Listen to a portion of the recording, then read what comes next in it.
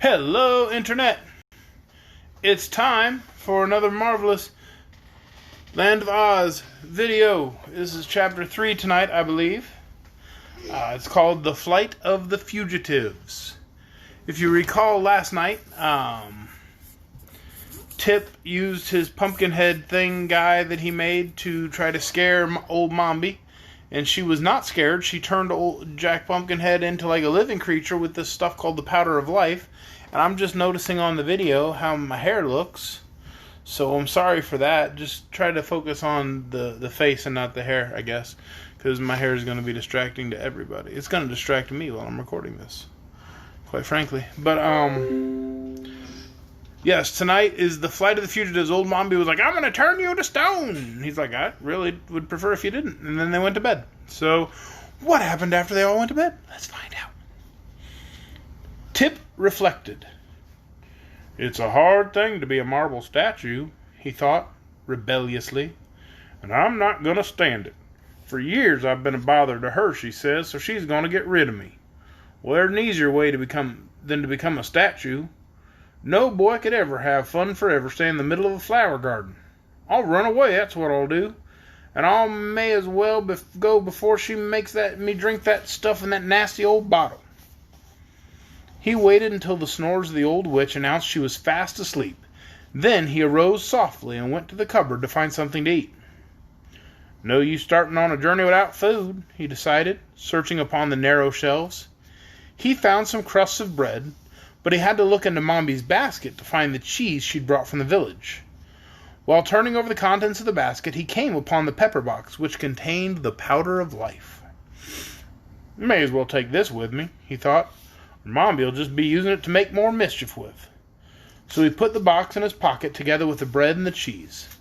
Then he cautiously left the house and latched the door behind him. Outside, both moon and stars shone brightly, and the night seemed peaceful and inviting after the close and ill-smelling kitchen. Be glad to get away, said Tip softly, for I never did like that old woman. I wonder how I ever came to live with her. He was walking slowly toward the road when a thought made him pause. I don't like to leave Jack Pumpkinhead to the tender mercies of old Mombi, he muttered. Jack belongs to me, for I made him even if the old witch did bring him to life. He retraced his steps to the cow stable and opened the door of the stall where the pumpkin-headed man had been left.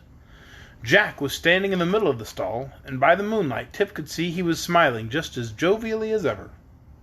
Come on, said the boy, beckoning. Where to? Asked Jack. You'll know soon as I do, answered Tip, smiling sympathetically into the pumpkin face. All we've got to do now is to tramp. Very well, returned Jack, and walked awkwardly out of the stable and into the moonlight. Tip turned toward the road, and the man followed him. Jack walked with a sort of limp, and occasionally one of the joints of his legs would turn backward instead of frontwise, almost causing him to stumble. But the Pumpkinhead was quick to notice this and began to take more pains to step carefully, so that he met with few accidents. Tip led him along the path without stopping an instant. They could not go very fast, but they walked steadily, and by the time the moon sank away and the sun peeped over the hills, they had traveled so great a distance that the boy had no reason to fear pursuit from the old witch.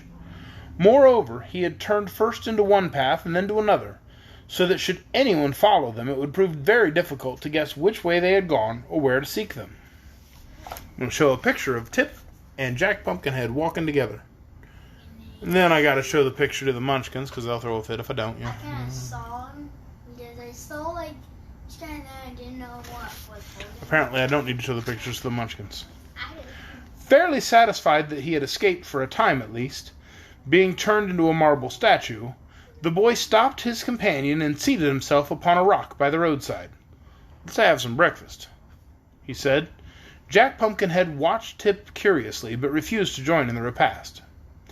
I don't seem to be made the same way you are, he said. I know you're not, returned Tip, for I made you.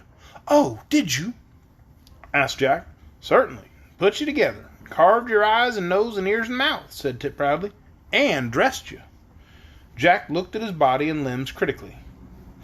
It strikes me you made a very good job of it, he remarked. Just so-so, replied Tip modestly, for he began to see certain defects in the construction of his man. If I'd known we were going to travel together, I might have been a little more particular." "Why then," said the Pumpkinhead in a tone that expressed surprise, "you must be my creator, my parent, my father." "Or your inventor," replied the boy with a laugh. "Yes, my son, I really believe I am." "Then I owe you obedience," continued the man, "and you owe me support." "Well, that's it exactly," declared Tip, jumping up. "So let's be off." "Well, where are we going?" asked Jack when they had resumed their journey. "Not exactly sure," said the boy, "but I believe we are headed south, and that will bring us sooner or later to the Emerald City." "Well, what city is that?" inquired the Pumpkinhead. "Why, it's the center of the land of Oz and the biggest town in all the country. Never been there myself, but I've heard all about its history. It was built by a mighty and wonderful wizard named Oz, and everything there is of a green color, just as everything in this country of the Gillikins is of a purple color." "Is everything here purple?" asked Jack. "Of course it is, can't you see?" "I believe I must be colorblind," said the Pumpkinhead after staring about him. "Well, the grass is purple, and the trees are purple, and the houses and fences are purple," explained Tip. "Even the mud in the roads is purple, but in the Emerald City everything is green that is purple here. And in the country of Munchkins over at the east everything is blue, and in the south country of the Quadlings everything is red, and in the west country of the Winkies, where the Tin Woodman rules, everything is yellow." "Oh," said Jack. Then, after a pause, he asked, "Did you say a Tin Woodman rules the Winkies?" "Yes, he was one of those who helped Dorothy to destroy the Wicked Witch of the West, and the Winkies were so grateful that they invited him to become their ruler, just as the people of the Emerald City invited the Scarecrow to rule them." "Dear me," said Jack, "I'm getting confused with all this history. Who is the Scarecrow?" "Another friend of Dorothy's," replied Tip. And who is Dorothy?" "She was a girl who came here from Kansas, a place in the big outside world. She got blown to the land of Oz by a cyclone, and while she was here, the Scarecrow and the Tin Woodman accompanied her on her travels." "And where is she now?" inquired the Pumpkinhead. "Glinda the Good, who rules the Quadlings, sent her home again," said the boy. "Oh, and what became of the Scarecrow?" "I told you he rules Emerald City," said Tip. "I thought you said it was ruled by a wonderful wizard," objected Jack, seeming more and more confused. "Well, so I did. Now pay attention, I'll explain it," said Tip, speaking slowly and looking at the smiling Pumpkinhead squarely in the eye. "Dorothy went to the Emerald City to ask the wizard to send her back to Kansas, and the Scarecrow and the Tin Woodman went with her. But the wizard couldn't send her back because he wasn't much of a wizard as he might have been. And then they got angry at the wizard and threatened to expose him, so the wizard made a big balloon and escaped in it, and no one's ever seen him since." "Now that is a very interesting history," said Jack, well pleased, "and I understand it perfectly. All but the explanation." "Glad you do," responded Tip.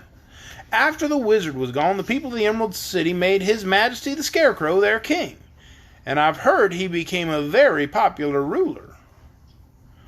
"Are we going to see this queer king?" asked Jack with interest. "Think we may as well," replied the boy, "unless you have something better to do." "Oh, no, dear father," said the Pumpkinhead. "I am quite willing to go wherever you please." And that is the end of Chapter 3. So it looks like Tip and the Pumpkinhead are headed to the Emerald City, and they're excited to meet up with the Scarecrow, and we all love the Scarecrow. And Pumpkinhead seemed kind of interested in the Tin Woodman. So we might get to see some of our friends from the previous book in this one, and that's exciting. So Munchkins. that means I want to say something at the Okay, say something, Munchkin. the Pumpkinhead guy. He kind of sounded like Dorothy. Because you accidentally changed voices from the first part. Well, I'm trying to do a bit of a British accent for the Pumpkinhead guy, and I don't really know why. But Dorothy never had a British accent. But I can see where you could get confused, because it's a little more up here, and Dorothy was in here. So I could see where it could be confusing. But yes. All right. Say goodnight, Munchkins. Good night. I keep waiting for one night when I say that for them to actually say goodnight, Munchkins, because I think that would be hilarious, but they never do it. Anyway, good night, everyone.